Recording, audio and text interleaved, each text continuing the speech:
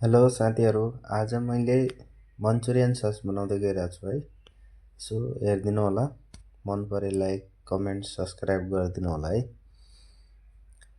Garlic fry भइसकेपछि ginger हाल्छु। Ginger fry भइसकेपछि अहिले क्याप्सिकम र ग्रिन चिल्ली मिक्स गरेर राखेको छु, त्यो हाल्छु। त्यो पनि राम्रोसँग फ्राई भइसकेपछि अनि पानी हालेर अनि त्यसमा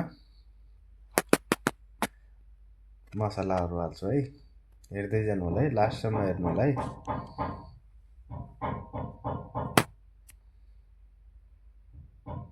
ल क्याप्सिकम ग्रिन चिल्ली आयो है।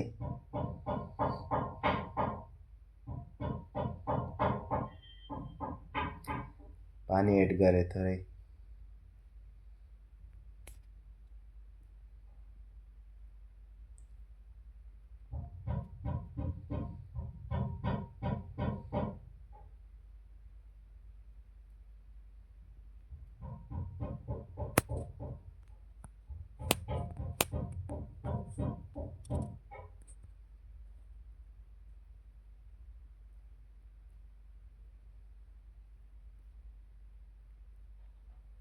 ल यसमा नुन एड गर्दैछु है।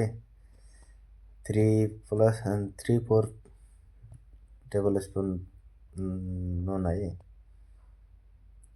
त्यसपछि हामीले एरोमेट पाउडर र chilli powder, Kashmiri chilli powder use गर्छ है।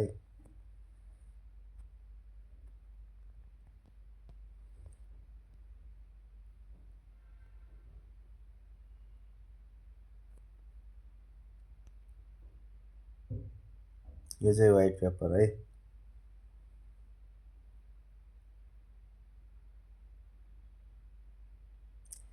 रेड चिल्ली सस आयो।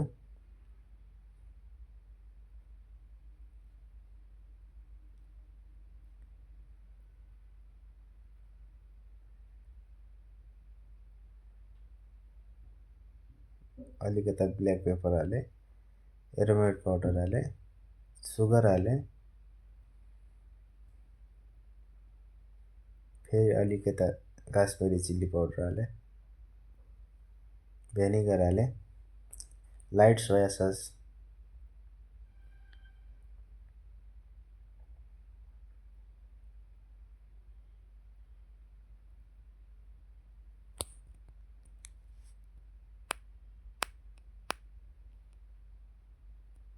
Tomato ketchup,